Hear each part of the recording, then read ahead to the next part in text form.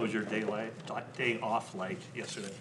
It was productive. You know, you get a lot of things done, kind of away from football. You know, getting a living situation figured out, and then you get a little extra time to go back at the film and check out the earlier stuff in camp and kind of tie everything together. So you still came here and did some work? Oh yeah, you have to. I mean, we're in camp mode right now, so. George was just talking about, and some other guys have talked about too, how the word he used was special. Watching Kyle Shanahan break down film. Now that you've had a chance to be around for a while and see him do that, how would you describe it from your perspective? Very in depth. He knows what everyone's doing on every play, and he has a reason for why everyone's doing it on offense, especially just how it all ties together. You know, if they do this, we'll do that, and it's kind of that cat and mouse game that you get into. But he just does a great job of keeping us one play ahead of the defense and putting us in good situations. It's incredible.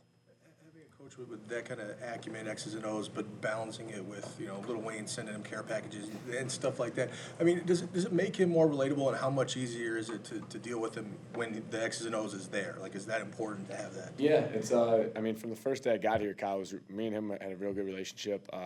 He was really cool just right off the bat. He's very honest, you know, and as a coach, as a player, you love to see your coach like that. Just he's not giving you any BS or anything. He's going to tell you exactly if you mess something up, he's going to tell you mess something up. And, you know, you got to appreciate that part of it. There's no real BS about it.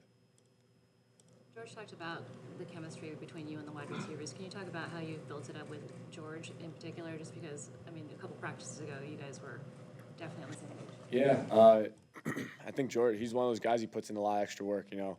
Whether it's staying after practice, talking in film sessions. He always asks me questions about his routes and stuff like that.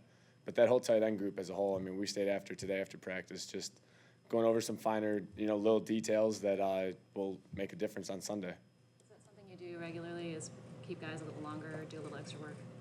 Yeah, I like to. You know, it's kind of what separates you, I guess. You know, everyone's putting in the same amount of practice time, but, you know, whoever stays after, you're getting a little extra work in, so. There's a fine line during camp. You know, you don't want to kill guys, and they run a lot more than I do, so got to take care of their legs a little bit. How similar is the use of tight ends in this offense compared to what you did in New England? Yeah, there's similarities, but every offense has its own, you know, little quirks and things like that. But you know, in the run game, it's similar. Pass game, it's a little different. You know, they're more in New England favored around Rob and everything. But here, I mean, we have a couple different weapons at tight end. It's nice to have that at your luxury.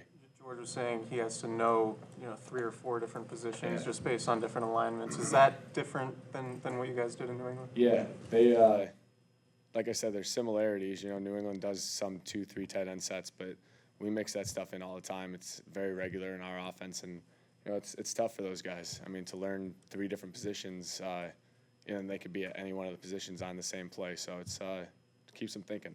George was saying how Coach Shanahan spent 45 minutes on a single route. What's the longest he's spent on a single play with you? If we go back to last season, we were there for a while sometime. That bye week, we put in some good time. But no, I can't think of one in particular off the top of my head, but it's just he gets on a roll sometimes, you know, and one thing will lead into the next, and you ask him about play A, and next thing you know, you're on play M and N, and it's just like, yeah, it's crazy. His mind just works so fast. It's incredible.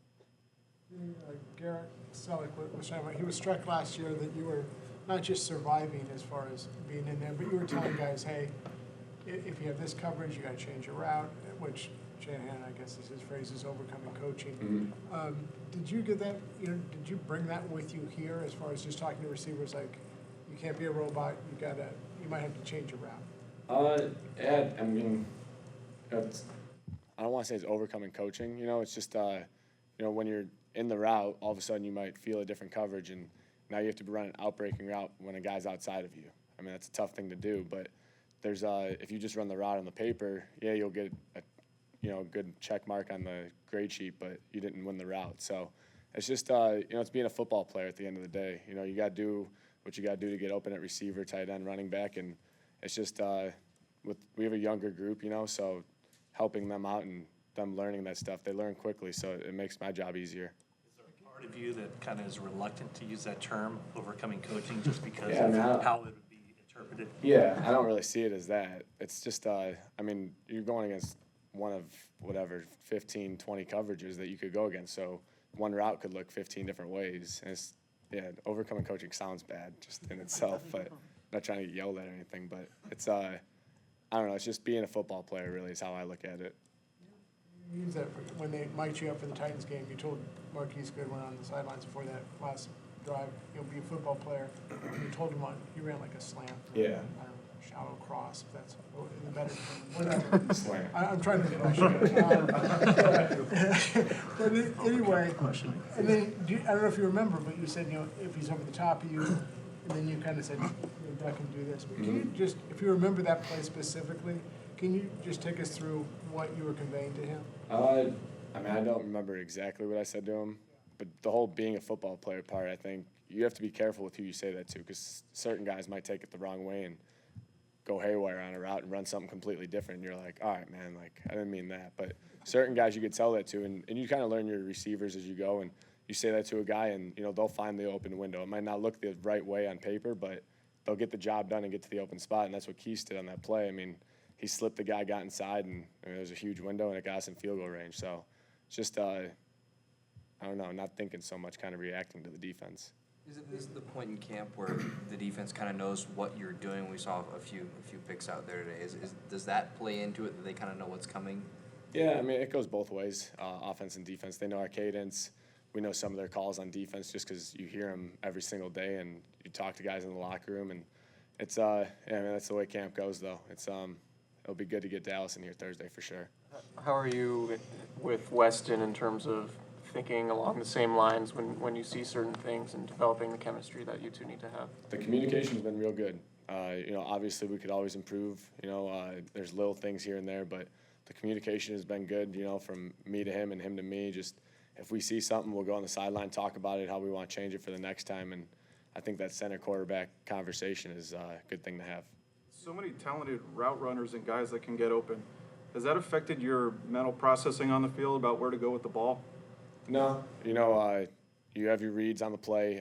Versus certain coverages, you might change it, but Kyle and Rich both do a good job of explaining to me what they want me to do on each play versus which coverage, and you just have to go through your same reads consistently. Man to man might change a couple of things, but for the most part, you know what you're doing. Jimmy, what are your impressions of what you've seen from Jerick McKinnon on the field, and then also coming from New England, where you guys were oftentimes ran out several running backs?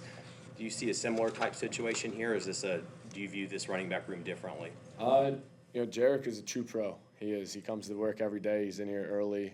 You see him get in, one of the last guys to leave, and it's nice to have that. Especially guys right next to you. You're communicating with a lot, working with a lot, and just sets the tone for the offense. But as far as who's going to play, I mean, that's up to the coaches. So I think we got a great group of backs, and they're all very talented. Trent Taylor's finally getting healthy. Talked to him a little bit before this. What do you think he brings to the table as far as making your life easier out there, and how does he make this offense even more dynamic than it already is? It'll be nice to get him out there. Trent's a smart player. He's he's a smaller guy, but he likes to go in between the linebackers and things like that, and he finds that soft spot in the defense and gives you an easy throw on third down. It's just one more thing for the defense to think about. But we got a good group right now, and guys have been playing well. We mix and match so much with guys with the first and second team that you're running with a bunch of different guys. So it'll be nice to have them out there, though. Is it kind of comforting knowing that you guys are kind of in the same boat of being very new to this offense and whatnot? He said he's only learned about 85% of the playbook so far. Me and Trent, you're saying? Yeah.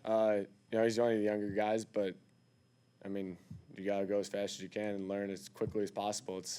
That's what this time of year is. How quickly can you learn the whole offense and be ready to use it at the coach's disposal? So.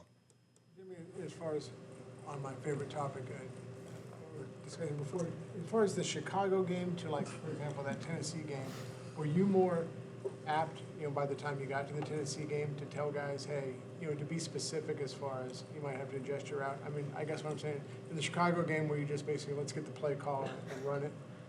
We were trying to avoid a delay game in Chicago. Yeah, that was a big part of it. I think every week last year I progressively got more and more comfortable, with winning, obviously, and learning new things every week. I mean, every week I was hearing new things for the first time that I'd never heard before. So it was that comfort level just keeps growing as you get more along with the offense and learn more. So yeah, I guess so.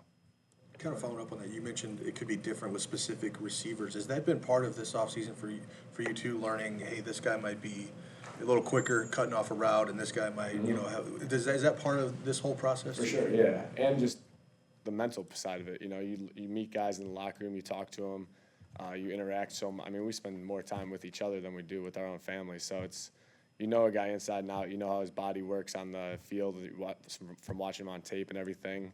And it's you kind of get on the same page and you learn what guys can and can't do and play to their strengths. What did you see in that last throw of practice to Kendrick Bourne, the touchdown? It was the keeper, KB. He got physical with the guy, broke free, and I mean, he did the rest, man. It was a pretty easy throw, and he's as athletic as they come. You know, he ran for a long time. Couple more. Kittle said, I might butcher this, I think he said there's a play for him called Z Ghost. So it kind of indicated maybe it was a little end around or something. Do you think that'll ever be run? Do I? What did George say?